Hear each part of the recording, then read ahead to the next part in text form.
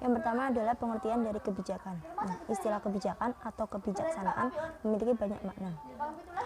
Dikutip dari Parson menyebutkan 10 penggunaan istilah kebijakan, yaitu sebagai label untuk sebuah bidang aktivitas, sebagai ekspresi tujuan umum atau aktivitas negara yang diharapkan, sebagai proposal spesifik, sebagai keputusan pemerintah, sebagai juga otoritas formal, dan juga sebuah program, output, dan juga outcome.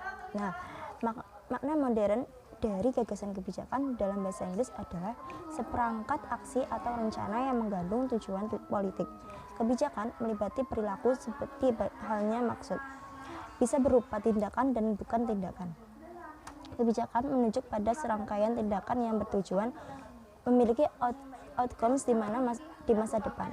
Kebijakan juga menunjukkan pada serangkaian tindakan muncul dari proses yang melibatkan hubungan organisasional. Kebijakan juga melibatkan peran dari para agen kebijakan. Jenis-jenis kebijakan. Secara tradisional, para pakar ilmu politik mengategorikan kebijakan publik ke dalam 3 kategori. Pertama, kebijakan substantif, kedua, kelembagaan, dan ketiga, kebijakan kurun waktu tertentu. Kategori lain tentang kebijakan seperti yang dikemukakan Anderson 1979, di mana dia membagi beberapa jenis kebijakan tersebut sebagai berikut.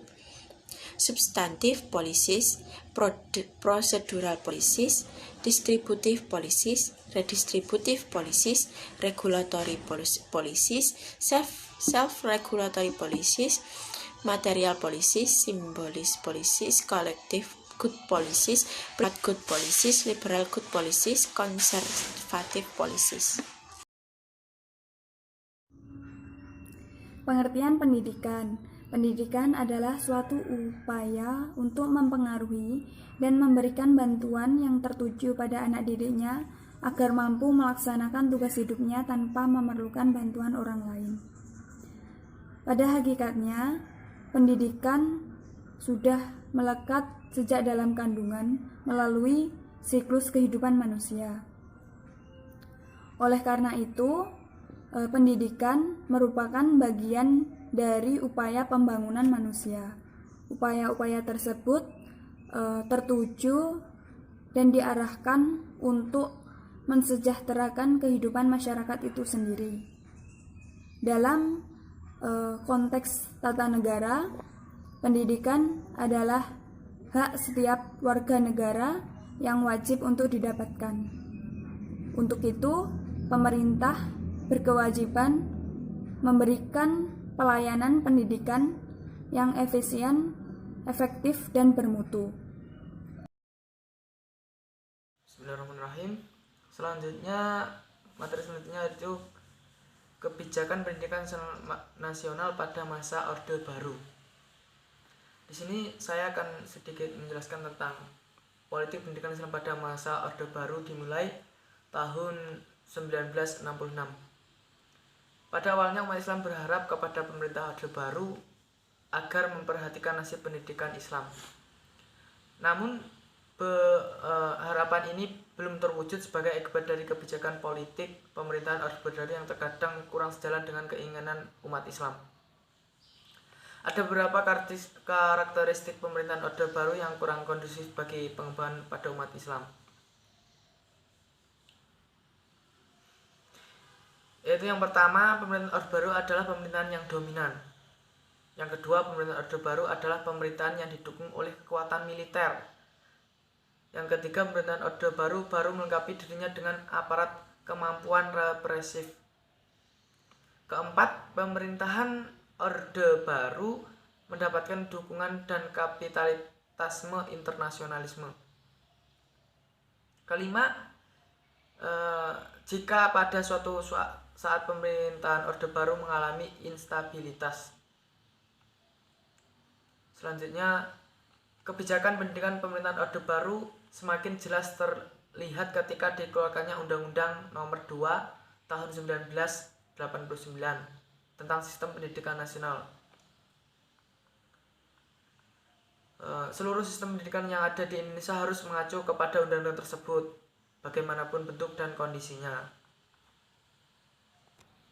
Upaya tadi merupakan kebijakan pendidikan pemerintahan Orde Baru yang dicanangkan secara nasional.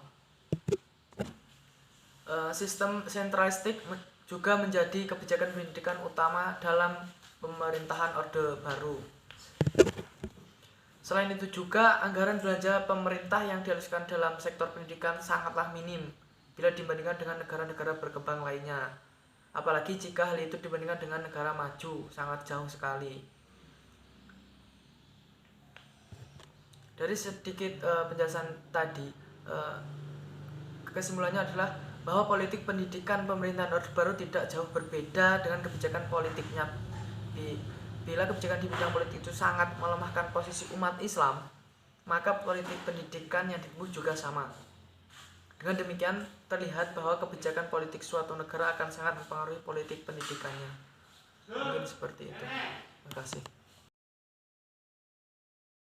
B. Kebijakan pendidikan masa reformasi. Lahirnya orde reformasi yang diikuti dengan kondisi spesifik yang tidak stabil mengakibatkan upaya pembenahan dan demokratisasi di semua bidang mengalami kendala.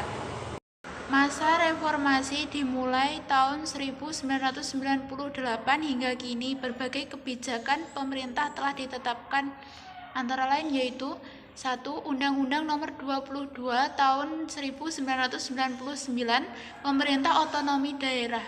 Kebijakan tersebut mengisyaratkan kemungkinan perluasan wilayah. 2. Undang-Undang Nomor 20 Tahun 2003 tentang Sistem Pendidikan Nasional yang merupakan penyempurnaan dari Undang-Undang Nomor 2 Tahun 1989. 3. Undang-Undang Nomor 14 Tahun 2005 tentang Guru dan Dosen yang terdiri dari 8 bab 84 pasal yang memuat tentang kebijakan, fungsi, tujuan, kualifikasi, hak, dan kewajiban guru dan dosen. 4. Peraturan Pemerintah Republik Indonesia Nomor 19 Tahun 2005 tentang Standar Nasional Pendidikan yang memuat antara lain standar isi, standar proses, standar kompetensi lulusan, standar pendidik dan tenaga kependidikan, standar pengelolaan, standar sarana prasarana, standar pembiayaan, dan standar penilaian. 5. Peraturan Pemerintah Nomor 55 Tahun 2007 Pendidikan Agama dan Keagamaan. Kebijakan ini diharapkan dapat membawa perubahan pada sisi manajerial dan proses pendidikan Islam. 6. Keputusan Pemerintah Agama Republik Indonesia Nomor 2 Tahun 2008 tentang kompetensi lulusan pendidikan agama dan bahasa Arab.